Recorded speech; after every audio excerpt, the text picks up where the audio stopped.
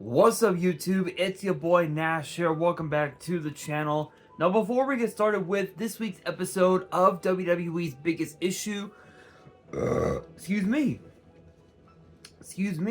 the road to 200 subs has now come to a close and we are now 242 subs away from hitting 500 subs. And who knows, maybe we might hit 500 subs by the end of the summer. Only time will tell. But as I have said in previous videos, if this channel does get to 500 subs, I will open up this Korean LOB booster box in its entirety on the channel that I got from my partners over at Collector Store. So be sure to check them out. Link and address will be in the description below. By checking them out, not only does it support them, it also supports the channel, and I would greatly appreciate it. On the hopes to on the hopes to potentially pull a Blue Eyes White Dragon, a Dark Magician, a Red Eyes Black Dragon, a piece of Exodia, Monster Reborn, Pot of Greed. The possibilities are out there. Excuse me. However, if this channel gets to 1,000 subs, I will open up this first edition Toon Chaos box in its entirety on the channel that I also got from my partners over at Collector Store, on the hopes to potentially pull a collector's rare out of the set, much similar to what I pulled out of my Genesis Impact box that I opened up last year, which is this beautiful peacock from the underworld. Under the right light, you can actually tell that it is a collector's rare, and it looks stunning as a collector's rare. But with that being said, if you guys want to see those boxes get opened, maybe you guys want more episodes of WWE's Biggest Issue, maybe you guys want more episodes of Yu-Gi-Oh's Biggest Issue, deck profiles, card discussions, WWE topic videos, or maybe, just maybe, you guys want some premium live event predictions and results. Well, if you guys want all of that and more, my channel is the place to be. So if you guys are new to the channel, and I know that a lot of you guys are, because more than 85% of you guys are watching the content, but you guys aren't even subscribed. And to top it all off, we gotta get more women to watch the content as well. So if you guys are watching the content, you like the content, and you want more of the content, but you guys have not subscribed as of yet, then make sure you guys do indeed subscribe to the channel, turn on the notification bell.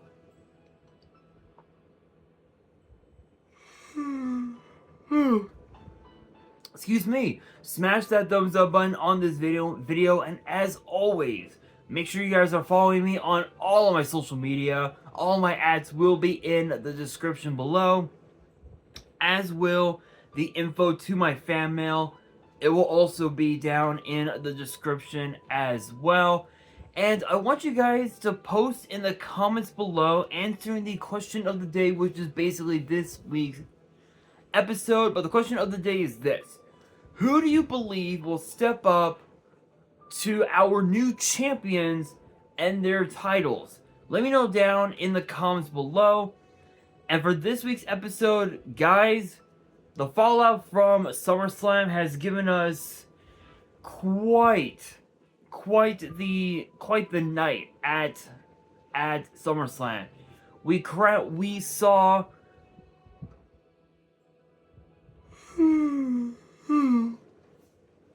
Excuse me.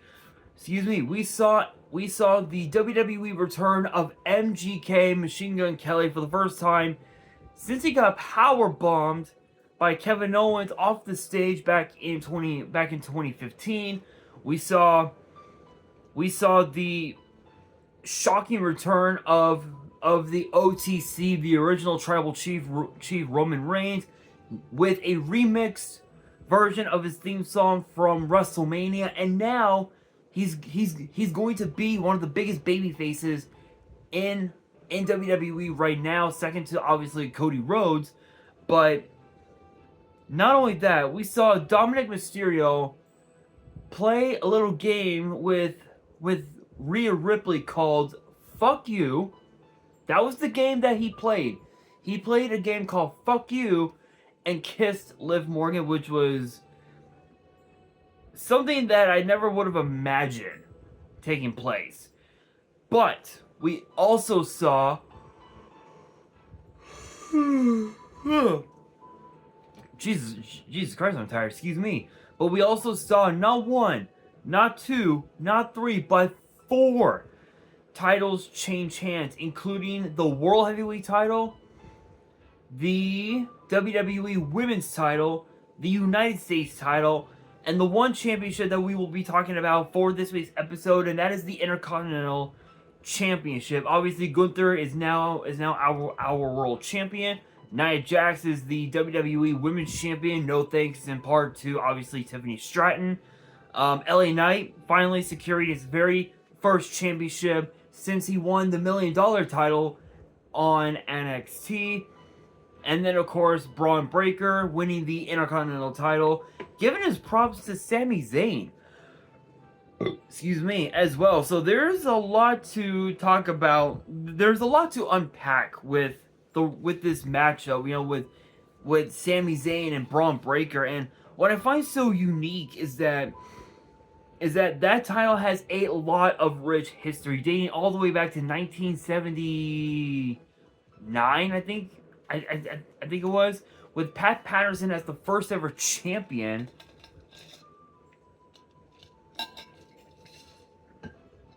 To which, since then, more than 24 Hall of Famers have held that title, including guys like Shawn Michaels, Kevin Nash, guys like the Ultimate Warrior, the Honky Tonk Man, Randy Savage, Ric Flair, Shawn Michaels, I mentioned, Triple H, Stone Cold, Rikishi, Rob Van Dam.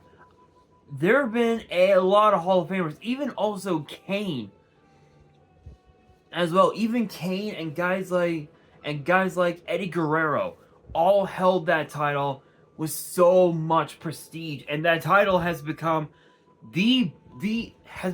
essentially the championship that most WWE superstars would want to earn because of that lineage. And Bron Breakker just happened to have became one of those guys. And don't get me wrong, Sami Zayn, yes, he may have held the title for 118 days, but he was a hell of a champion. He had about what, 5-6 title defenses, TV wise, and then just like another like 15.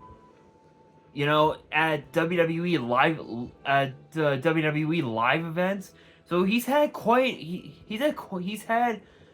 few title defenses, and he's defeated some of the absolute best that Monday Night Raw had to offer, and including Bron Breakker at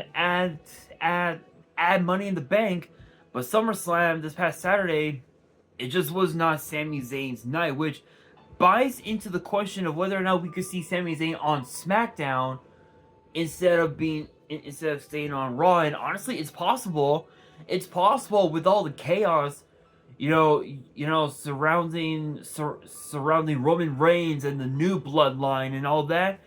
We just might, but we gotta take a look at the roster for Monday Night Raw, because there is a lot of superstars who would be more than happy to challenge Bron Breakker for said Intercontinental title. You got guys like Aka, Akira Tozawa, Braun Strowman, Bronson Reed, Julius Creed, Brutus and Julius, the Creed brothers, Carlito, Chad Gable, CM Punk, Cruz del Toro, Damian Priest, Dominic Mysterio. Yes, of all people, Dominic Mysterio could challenge at some point, which would be funny. Dragon Lee, Drew McIntyre, Finn Balor, Gunther. I would say Gunther, but I don't think he wants that title back at any point this time around. But you never know. Moving on, Ilya Dragunov, and I would say Ivar, but he's been out with an injury from what I've been hearing.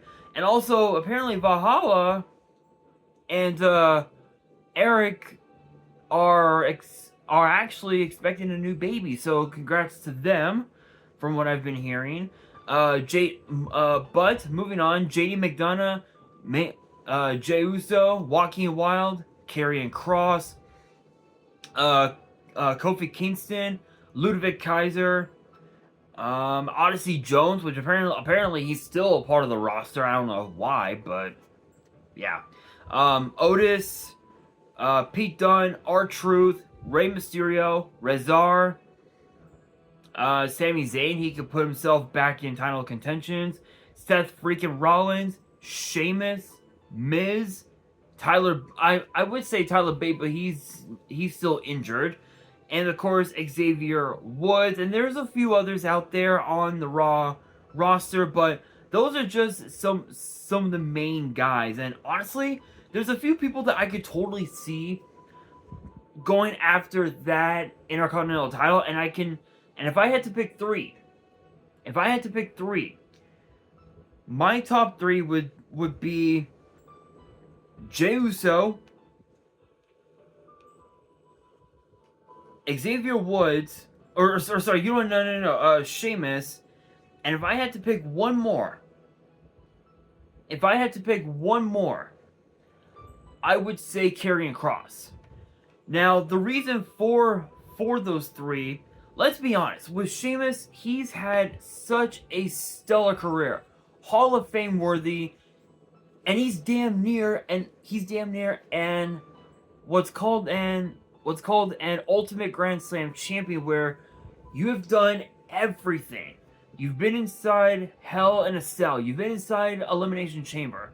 You've been in a steel cage. You've been in ladder matches, Money in the Bank, Royal Rumble, WWE Champion, World Heavyweight Champion, US Champion, Tag Team Champion. You have done everything that there is to do in WWE, including King of the Ring, except for one. And in Sheamus' case, it is the Intercontinental title. And I feel like the battles that Sheamus and Bron Breakker could have over that title would be absolutely insane. I mean, think of how hard hitting Sheamus can be compared to how fast Bron Breakker is. That right there would spell out, as Sheamus would always say, banger after banger after banger after banger. So I could totally see it. I could totally see Sheamus going after the title. And also, when you really think about it,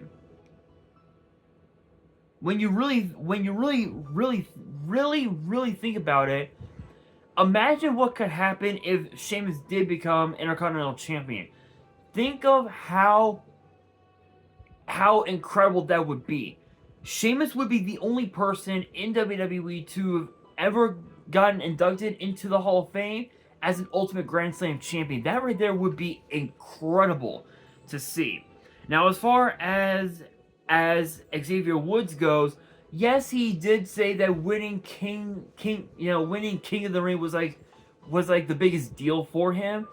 But I feel like he's long overdue, way long overdue, a singles title run. And I think for him, the Intercontinental title is definitely a good first start for him. But with the chaos that surrounds him and of course the New Day and the Final Testament and Karrion Kross, I don't think he's going to be winning any gold anytime soon. But you never know. And speaking of Karrion Kross, it's the same thing with him. He's long overdue a title run, and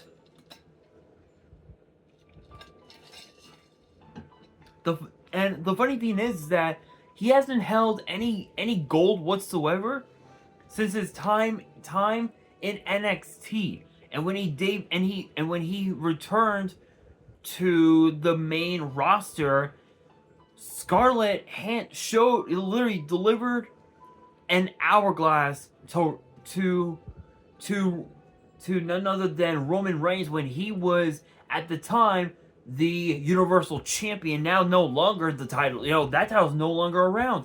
It's retired. Now we just have the WWE title, which I am 100% all in for, as always. But when you really think about it, he never got that one-on-one shot. So why not have him go after the Intercontinental title? And imagine how dominant he could be as Intercontinental Champion with all the members of the Final Testament backing him up. That right there is crazy. It's pretty crazy, but between those three, it comes down to who wants him more. And honestly, I think the one person that definitely needs him more definitely is Sheamus. And the reason why I say that is because it's, as I said, he's been after that title for the latter part of over almost 2 years. Almost 2 years. It'll actually be 2 years next month. 2 years next month. He's been after that title for 2 years and never won it. His first shot at the title was obviously at Clash at the Castle in Cardiff. It did not work out the way he wanted it to. He's had quite a few other title opportunities since then, but each and every time he has failed miserably. And honestly, I think this time around, maybe we will see Sheamus finally become Intercontinental Champion. Me personally, I want Sheamus to become champion. I want him to be the first challenger. And knowing what's gonna happen tonight, if I had to take a guess, he just might end up stepping up, which is very possible. But I want your guys' thoughts. Let me know down in the comments below who you guys believe will be the first challenger for the unpredictable badass Intercontinental Champion and his title run. Who will be the first challenger? Let me know down in the comments below and why. And that'll do it for this week's episode of WWE's Biggest Issue. Hopefully you guys enjoyed. If you did, make sure you guys smash that thumbs up button. If you guys are new to the channel and you guys want more episodes of WWE's Biggest Issue in the future, then make sure you guys subscribe to the channel, turn on the notification bell, and follow me on all my social media. All my ads will be in the description below, as will the info to my fan mail. It will also be in the description as well. And on that, this is your boy Nash, signing out.